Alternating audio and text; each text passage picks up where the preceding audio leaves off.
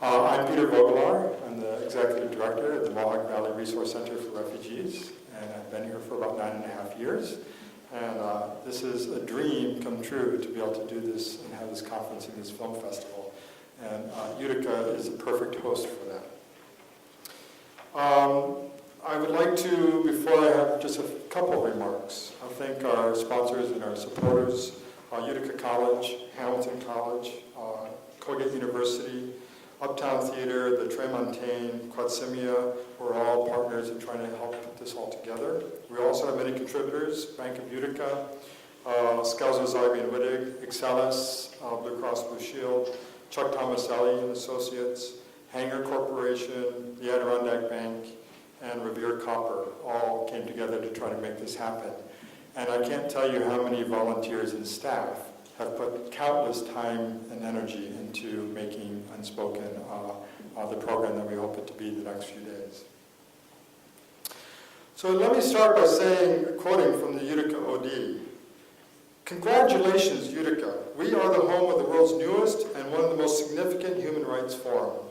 Not because we got lucky, but because we earned and deserved it." The editorial about Unspoken, penned by Rick Short on October 9 in the Utica Observer-Dispatch, tells the story of a community that has rallied around the welcome of refugees and other immigrants from across the globe. Hosting Unspoken, as I said earlier, is a dream of mine, the staff of the center, the board of the center, and many of our wonderful community in Utica, New York. Our next few days together, we will explore the place of the arts and culture in the experience of people and peoples who have been forced from their homeland to build new lives and communities through resettlement. We will consider war-driven forced migration and human displacement, as well as domestic reception of refugees through resettlement and integration programs. Central to the conversation is the role of culture, heritage, and the arts in the process of flight, migration, settlement, and integration. With Unspoken, we are also creating the space for people who have suffered from some of mankind's most horrific abuses. We're offering the chance to speak out. Using the medium of film, art, and culture, our hope is that for some, our festival will give their stories a chance to be unspoken no longer. I would like to kick off our time together with a poem that has moved and inspired me in my work at the Center with Refugees and the community I have come to call home. The poem was found written on the wall of a Cambodian mission in the Philippines. "Don't call me a stranger. The language I speak sounds different, but the feeling it expresses are the same. Don't call me a stranger. I need to feel at home, especially when mine is very far away from yours. Don't call me a stranger. The soil we step on is the same, but mine is not the promised land. Don't call me a stranger. The color of my passport is different, but the color of our blood is the same. Don't call me a stranger. I toil and struggle in your land, and the sweat of our brows is the same. Don't call me a stranger. Borders, we created them, and the separation that results is the same.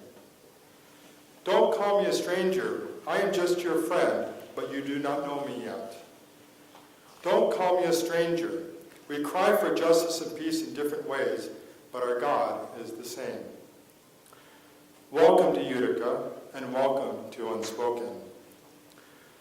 Our first panel has representatives from the United Nations High Commissioner for Refugees, the Office of Refugee Resettlement in the Department of Health and Human Services, and our New York State Bureau of Refugee and Immigrant Assistance. We're very happy to have Peggy O'Shea, my apologies, Peggy O'Shea from the Community Foundation facilitating the panel and setting the tenor of our time together, the four of them in their talks. So Peggy, please join me up here, or there, whichever you prefer. Thank you, Peter. And I would like to join Peter in saying welcome to everyone today, and how really pleased I am to be here and to have the honor of introducing this esteemed opening panel.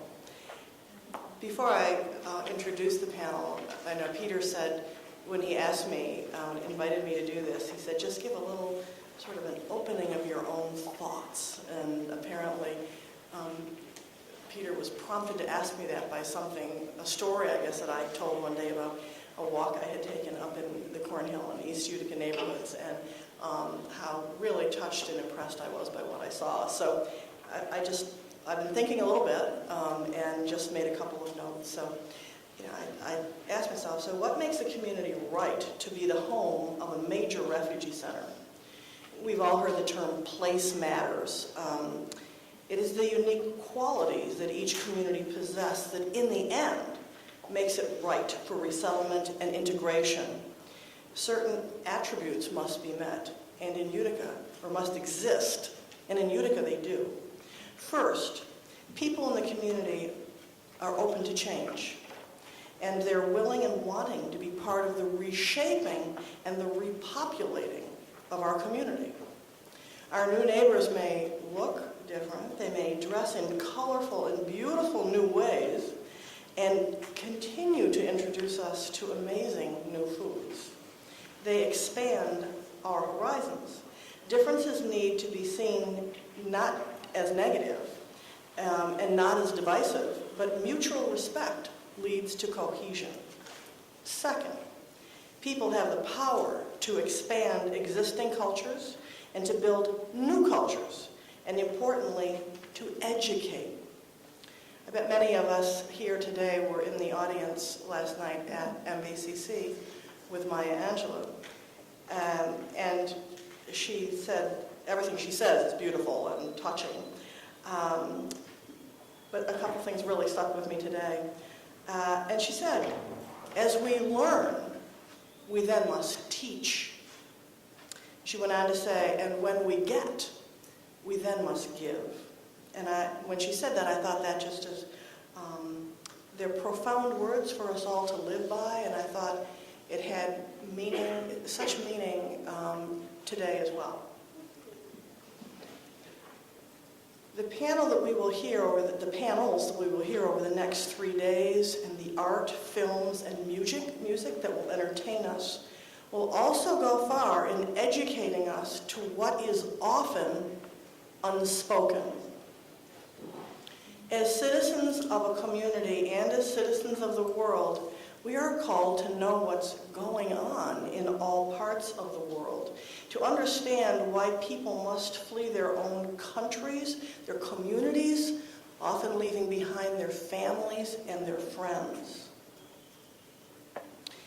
Our refugees have been displaced by war and by violence.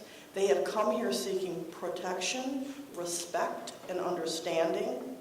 They have come here wanting to rebuild community, to contribute, and to belong.